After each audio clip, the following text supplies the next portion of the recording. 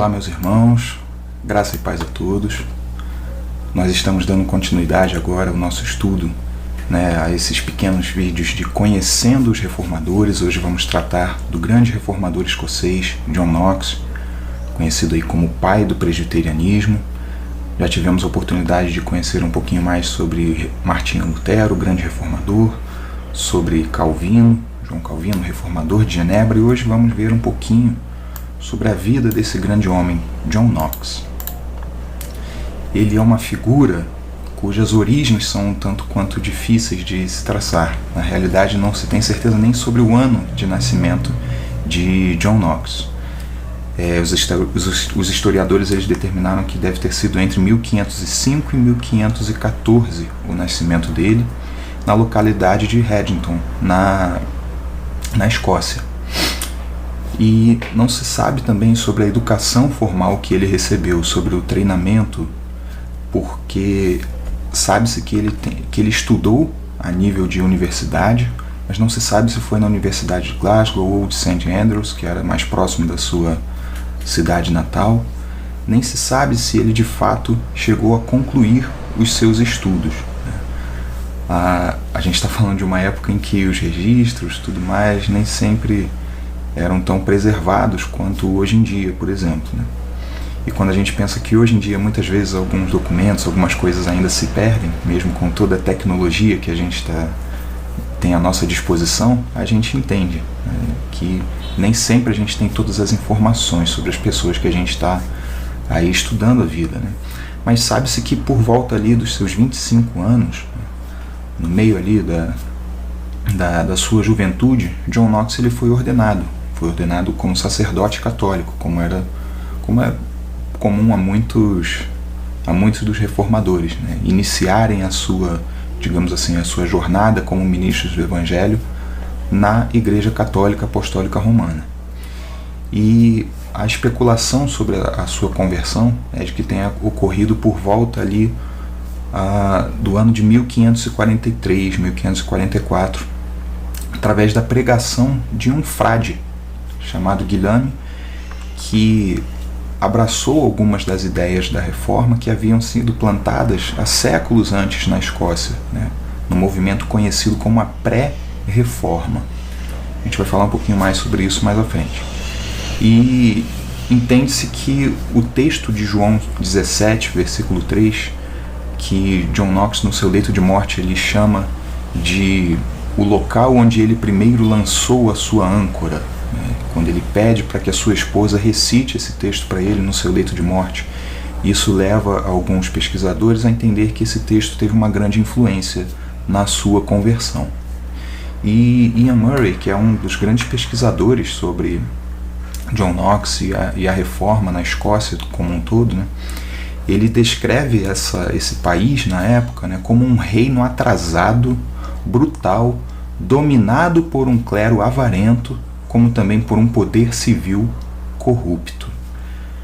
Aqui ele trata da igreja, do poder eclesiástico e também do poder civil.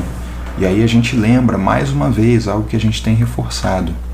A gente está tratando de uma época, de um período histórico em que a noção moderna de separação, de distinção entre igreja e Estado não era tão comum. Isso era uma ideia nova, completamente revolucionária. Começou ali com João Calvino e depois que foi progressivamente sendo adotada ali na Confederação Helvética, nos países da Europa, posteriormente, séculos depois, aqui nos Estados Unidos da América, enfim. É uma noção nova para a época. Então, havia essa convergência do poder civil e do poder religioso, por assim dizer. E Ian Murray fala exatamente sobre a corrupção que dominava, digamos assim, nos altos círculos dessas duas esferas de autoridade.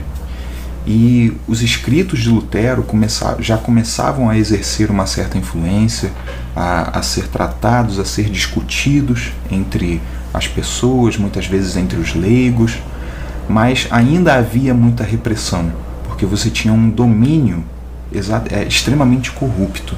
seja no poder civil, ali na monarquia dos nobres, seja no poder também das autoridades da igreja, porque havia ainda muita convergência entre eles. Não existia essa noção que nós temos hoje em dia, da distinção dos papéis do Estado e da igreja.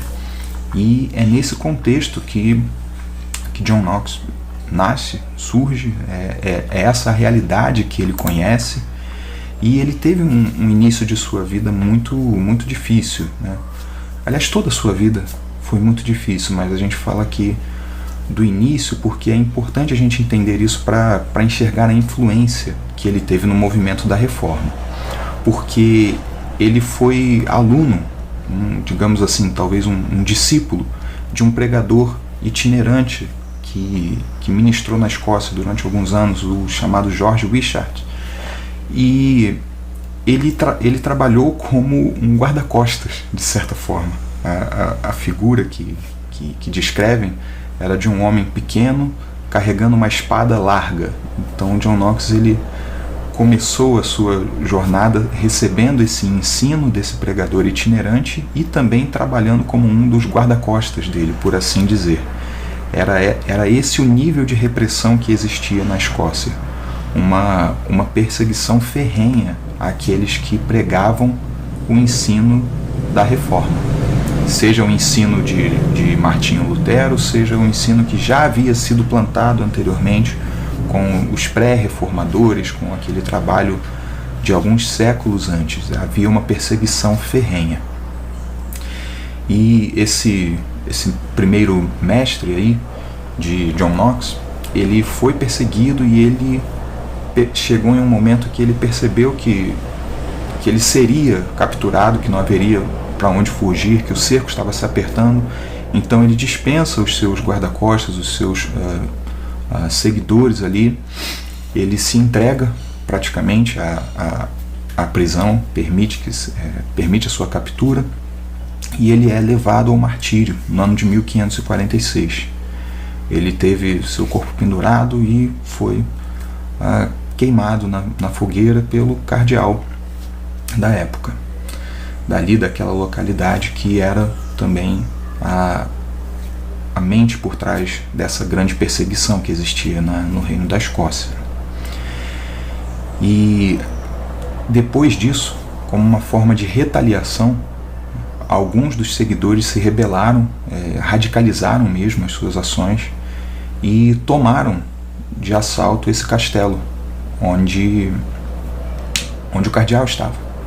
Era ali que ele estava estabelecido. Então esse castelo de St. Andrews, ele era uma espécie de fortaleza, mas ali esses seguidores encontraram um ponto fraco e conseguiram tomar de assalto o local, dominar ali aquela fortaleza. Eles tinham provisões que já haviam sido colocadas ali por aquele cardeal, por conta de uma paranoia mesmo, de entender a necessidade de eventualmente precisar resistir a um cerco, algo do tipo. Então ele já estava preparado, então tomaram de assalto essa fortaleza, esse local, e então, depois disso, convidaram Knox. Ele não se envolveu nessa conspiração para matar o cardeal e tomar o castelo. Ele foi levado depois, convidado para servir como capelão e como professor. E exatamente nesse momento é que já começa a se mostrar a capacidade de John Knox para pregar. Ele sempre esteve muito envolvido nas questões de ensino, mas nesse momento da vida dele, ele é de fato chamado, convocado pela igreja, pela congregação que estava ali, sem entrar nos méritos, claro, né, de ter sido certo ou errado o que eles fizeram. O fato é que eles viveram ali durante algum período, resistindo ao ataque do governo constituído na época, né, como rebeldes mesmo, e John Knox foi levantado ali naquele local, não apenas como capelão, como ministro, mas também como um professor, e ele desenvolveu o seu dom de pregação, pelo qual ele ficou muito conhecido alguns anos depois. É interessante a história do John Knox sendo chamado à pregação. Um relato diz que quando ele foi chamado para ser um ministro ali por aquela igreja, por aquela congregação que estava ali, ele se afastou do salão onde eles estavam em prantos, porque ele estava sentindo o peso da responsabilidade que caía sobre seus ombros. Mas ele retorna algum tempo depois, prega no capítulo 7 do profeta Daniel e inicia ali, digamos assim, de maneira oficial o seu ministério como um pregador reformado. E esses revoltosos que tomaram aí de assalto nessa rebelião o castelo onde o cardeal estava, eles são derrotados. Eventualmente eles pediram ajuda para a Inglaterra, mas não receberam. Então os escoceses, eles fizeram ali o cerco, foram auxiliados pelos franceses, seus aliados, e aí derrotaram aquelas pessoas que estavam ali. John Knox, ele sobrevive a essa derrota, mas ele é levado como escravo. Então ele passou 1 ano e meio da vida dele como escravo, apanhando ali na parte inferior de um navio, remando e ficando doente, tendo consequências ali na sua saúde até o final de sua vida por conta disso.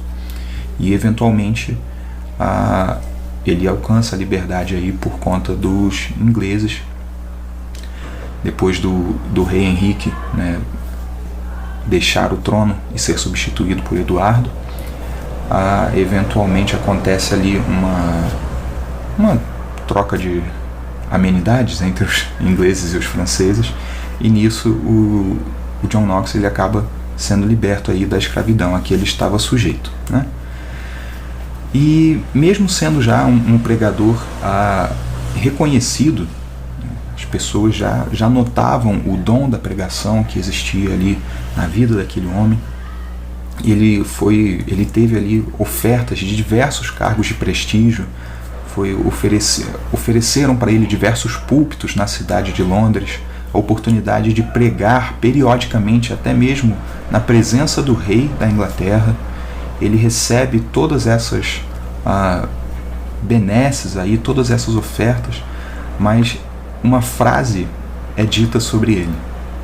Duran registra que disseram o seguinte sobre John Knox: não havia dinheiro que o pudesse comprar. Então ele enxerga a situação que estava acontecendo na Inglaterra, que era uma reforma incompleta.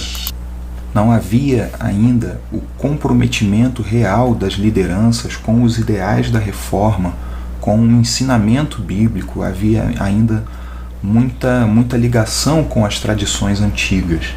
Então John Knox ele se afasta dessa pompa, desse tipo de politicagem que existia no meio, dessa interação intensa entre igreja e Estado e governo civil. Então ele recusa essas ofertas, ele não se vende, ele mantém a sua integridade doutrinária, e por isso ele acaba sendo mandado para o norte, uma região próxima ali da sua terra natal, da Escócia, Berwick-on-Tweed, uma região conhecida por ser um antro de pecados. Então ele estava indo para um local onde o ministério seria muito difícil. Viram isso quase como um castigo para ele na época, mas isso não impediu que ele pregasse fielmente, baseado na doutrina reformada que ele defendeu ao longo de toda a sua vida. Ali ele foi pastor, né, ali no norte da Inglaterra. Ele ficou noivo da mulher com quem ele viria se casar, mas o que acontece aqui é que muitos problemas surgiram por conta disso. Ele foi vítima aí de uma certa perseguição interna, se é que a gente pode dizer, justamente por conta dessa reforma incompleta na igreja da Inglaterra. Um bispo que 30 anos antes ali da época de John Knox, ele mandou queimar as Bíblias em inglês que foram traduzidas pelo William Tyndale, Guilherme Tyndale, em português. Ele ele ainda mantinha a sua posição de autoridade eclesiástica, ele ainda mantinha-se como um bispo, mesmo tendo mandado queimar Bíblias, mandado queimar exemplares do Novo Testamento. Ainda assim ele era uma liderança na igreja. Olha, para a gente entender o nível de quanto a reforma na Inglaterra ainda estava incompleta. Então John Knox ele se manteve fiel à doutrina reformada e por conta disso ele incomodou as lideranças, a ponto dele ter sido intimado pelo bispo de Tunstall a fazer uma retratação pública de algumas de suas doutrinas, mas ao mesmo tempo que ele é convidado para isso, ele faz o exato inverso. Ele defende de maneira muito firme, muito direta, né, com muita coragem, que a palavra de Deus ela é suficiente e somente a palavra de Deus deve ser a autoridade na igreja. E isso levou aí aqueles líderes enxergarem, né, alguns deles abriram os olhos para isso, outros passaram a endurecer ainda mais o seu coração, resistir ao ensino da reforma, criou-se aí uma pequena divisão e ao mesmo tempo houve uma mudança no governo civil, com a morte do rei Eduardo, e quem assumiu foi a rainha católica Maria, chamada Maria Sanguinária, Bloody Mary. Ela assume o trono inglês e aí já começa a perseguição com muito mais intensidade, com muito mais fervor no solo inglês, na Inglaterra. Então, por conta disso, John Knox ele vai se exilar, ele precisa fugir ali da Inglaterra, vai para Genebra de Calvino, né? Então ele passa 2 grandes períodos de sua vida ali em Genebra, juntamente com o reformador João Calvino, com quem ele coopera. Ele auxilia ali no pastoreio, ele auxilia no tratamento dos refugiados ali de língua inglesa. Lembrando aí que Genebra era uma cidade com pessoas de diversas origens, como nós tratamos no estudo passado, né? Ele desenvolve ainda mais as suas doutrinas reformadas, alcança um entendimento melhor, né, com relação à cristologia, ao estudo da pessoa de Cristo como nosso único suficiente Salvador, o único mediador, enfim. Ele desenvolve os seus estudos ali naquela escola de João Calvino em Genebra. Ele foi pastor de uma igreja de refugiados em Frankfurt, brevemente, mas ele viveu aí durante um período exatamente no exílio por conta dessa grande perseguição que havia ali, inicialmente na Escócia e depois na Inglaterra, né, onde ele estava depois que foi liberto da escravidão.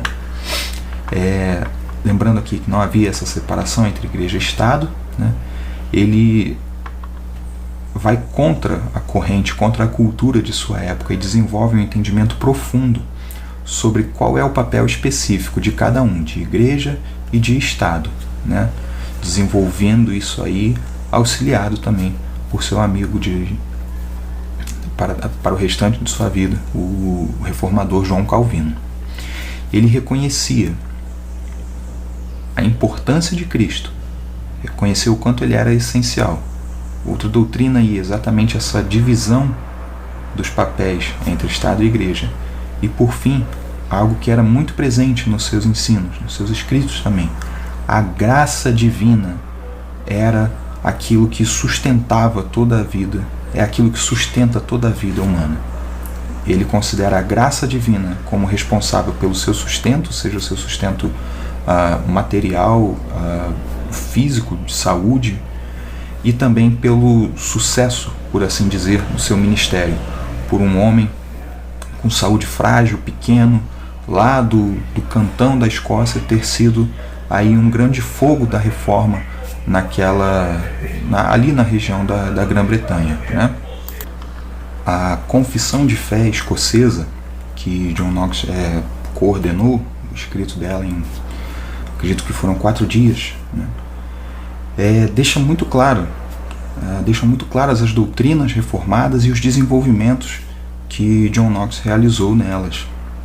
É um documento muito, muito bonito, uma declaração muito, digamos assim, enfática da sua fé, das doutrinas da Reforma que estão contidas ali naquele texto. É um texto que está disponível na internet, o link vai estar aqui na descrição para os irmãos consultarem depois, que mostra exatamente como a graça de Deus ela é essencial para a vida do ser humano em todas as esferas da sua existência.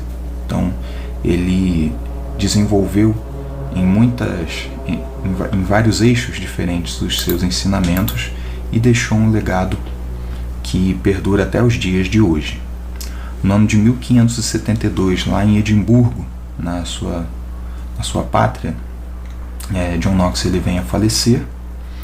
No seu leito de morte, como já mencionamos, a sua segunda esposa, porque ele enviou e casou novamente, ela lê para ele os capítulos de João 17 e 1 Coríntios 15, bem como alguns trechos dos sermões de Calvino na carta aos Efésios, antes aí da sua morte.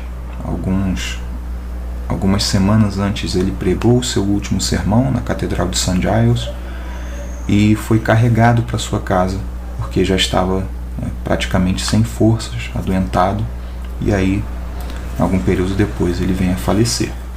E até o fim de sua vida, essa luta dele, chamado por muitos aí de um revolucionário, essa luta não parou. A luta contra a monarquia, que ainda resistia ao movimento da Reforma, contra a nobreza que só se preocupava com o poder, também contra as lideranças da igreja, que não aceitavam os ideais da Reforma completamente.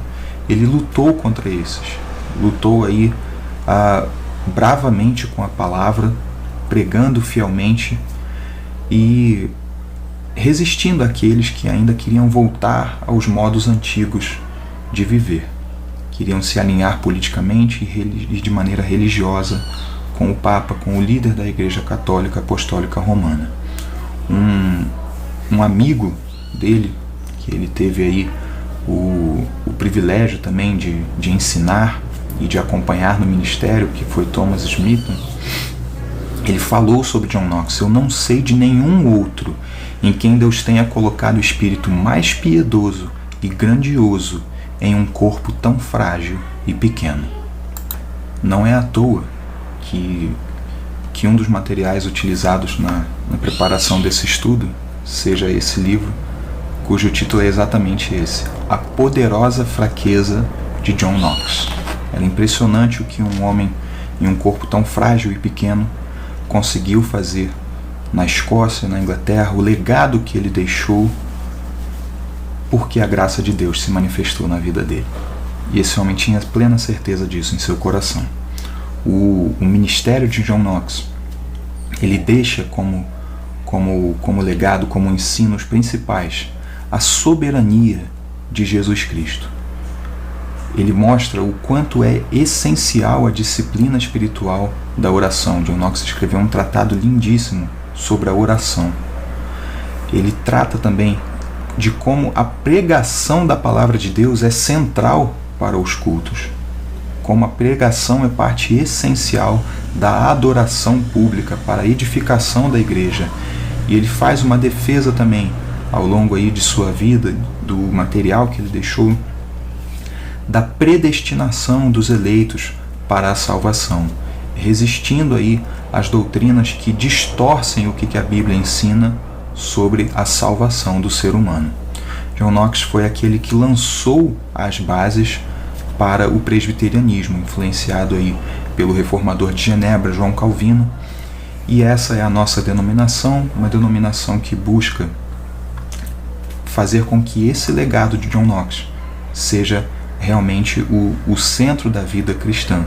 Essas grandes áreas em que John Knox deixou um legado são essenciais para a vida cristã, e devemos lembrar sempre de que Jesus ele é soberano, de que uma vida de oração é essencial para a vida cristã, de que a palavra de Deus deve ser o centro da nossa adoração pública, de que a nossa salvação ela foi predestinada, fomos escolhidos antes da fundação do mundo para boas obras, fomos chamados para sermos salvos pelo próprio Deus. Essa é uma ação exclusivamente de Deus e não tem contribuição nenhuma do homem.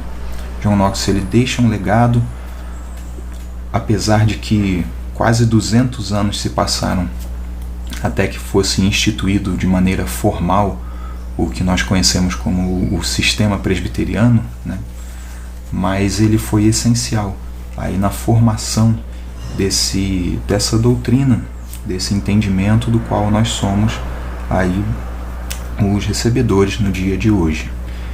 E concluímos aqui com muita alegria, apesar das dificuldades, esse breve estudo dos 3 grandes reformadores, que são aqueles que exerceram maior influência sobre a nossa denominação: Martinho Lutero, João Calvino e John Knox.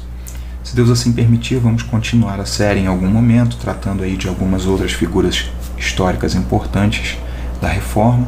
Nosso desejo é que esse estudo seja usado por Deus para renovar a sua fé, guardar você, e que você tenha certeza de que a palavra de Deus ela é soberana sobre todas as coisas. Se algum ensino se afasta da palavra de Deus, nós devemos nos afastar dele. Devemos ter a coragem desses homens de Deus, devemos ter o zelo pela palavra de Deus que eles demonstraram, e devemos sim, com a nossa vida, buscar fazer aquilo que eles fizeram na sua época, resistir ao que é errado, buscar nos empenhar para que Jesus Cristo seja glorificado, para que a palavra de Deus seja obedecida em sua autoridade, e para que todas as coisas sejam feitas para a glória de Deus. Nenhum deles buscou deixar um legado grandioso, eles apenas foram fiéis à palavra de Deus e são reconhecidos até hoje por isso. Que nós sejamos fiéis como eles, não para buscar um reconhecimento, mas para ter certeza nos nossos corações de que estamos fazendo tudo para que Jesus Cristo apareça e que nós venhamos a diminuir. Que Deus assim nos abençoe e que o Espírito Santo nos capacite a viver dessa maneira.